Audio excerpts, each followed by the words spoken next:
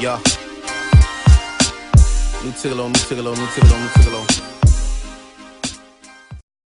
This is Blackberry with Blackberry Entertainment and Urban Media, and I am interviewing the award-winning Ninth Wonder, and I'd like to ask you a couple of questions. Okay.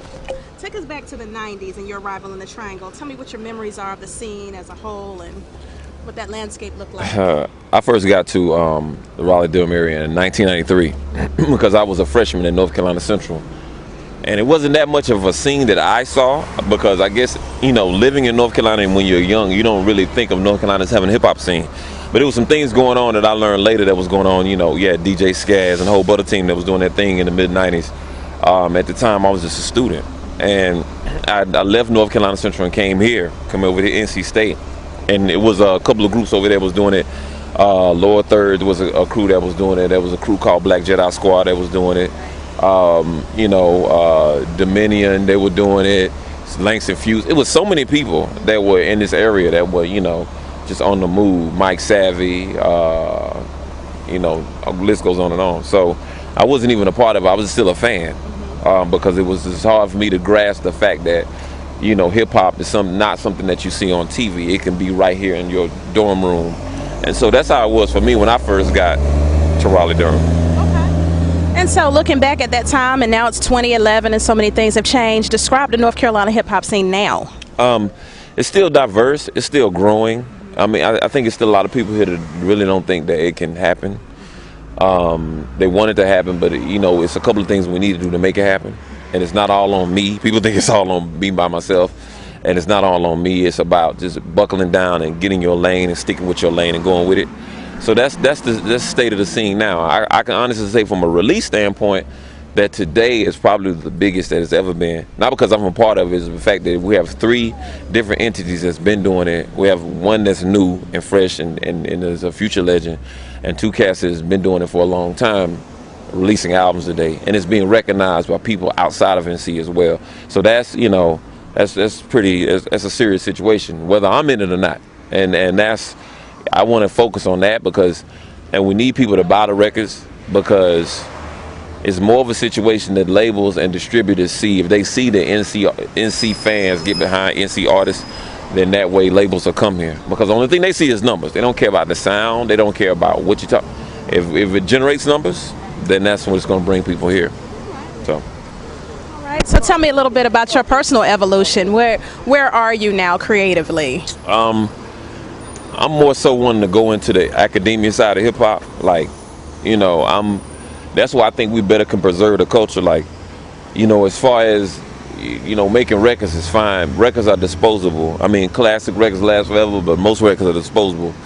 Books and knowledge ain't. So that's the thing about it. I want to get more into the classroom and be one of the front runners of hip hop academia, because I think we're the only ones that can teach it. I mean, I don't think anybody can just read a book and just learn about hip hop. It's something you had to grow up in, and we don't have a PhD in it. So I think our best PhDs is one that's been in it for a very long time and seen it grow and, you know, is a part of it. So that's where I want to be as far as in 5 years down the road. I do have a label, and my job for my label is not to put them on, but teach them about the business and make them think independently for themselves. Because I don't want them under me forever. My label artists will tell you, like, hey, I don't want you on my label forever. So that's the thing about it, and I want to do. That's where I'm at right now. Yeah. All right, and finally, tell us a little bit about what you got going on tonight. Tonight. Actually at 6 o'clock, I have to teach. I'm a professor at Duke University, so I got to teach there for an hour and a half and come over here. And they're showing my documentary, The Wonder Year, which was directed by Kenneth Price. We're showing that at 8 o'clock down in Kings, 14 West Martin Street. And then after that, Phonte and I will have our listening party at 5 Star. And that starts at 10 o'clock. It's free, you know. For this is some, you know, family and friends come hang out, have a good time, and listen to some music and catch up on old, you know. It's been a long time since me and him have done something like this together. We just did Manifesto in Toronto a couple of days ago. Well, matter of fact, yesterday we just got back from Toronto. That was the first time I've DJed for Phonte in 7 years. So it's, you know, it's everything happens the way it's supposed to happen. So, and it led up to this day. So that's what it is. All right, thank you so much. much for your time. Thank you Look very forward to much. support. It sounds like you've evolved quite a bit. Tell me a little bit about where you are as an artist right now. Well, for me as an artist, I mean, I just realized that I just have the ability to do what not very many artists can do, just in the terms that I'm just able to put out the music that I feel. You know what I'm saying? A lot of people were asking me before the record, like, yo, is it going to be a rapping album? Is it going to be a singing album?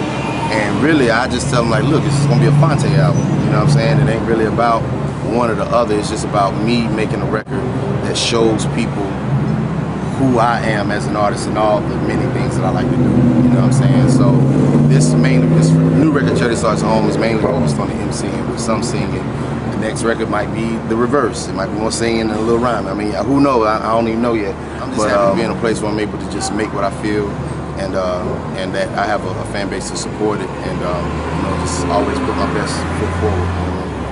And finally, tell us what's next. Next is hopefully some sleep.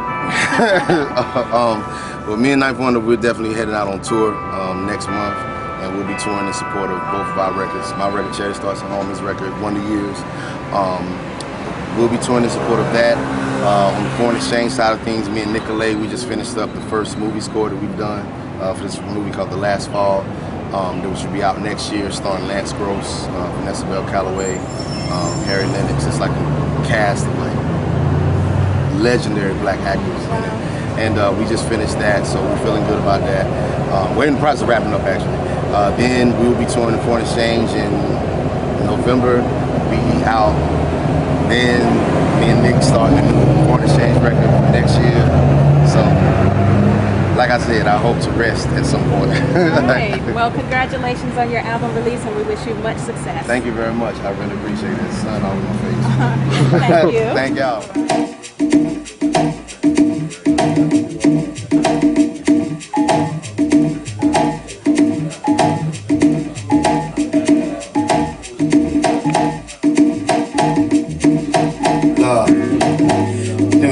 People be asking me like, how do you do it? Stay happy in it's really just a state of mind. I mean, I know single men that'll kill for a home cooked meal. I know married men that'll kill for a quiet house.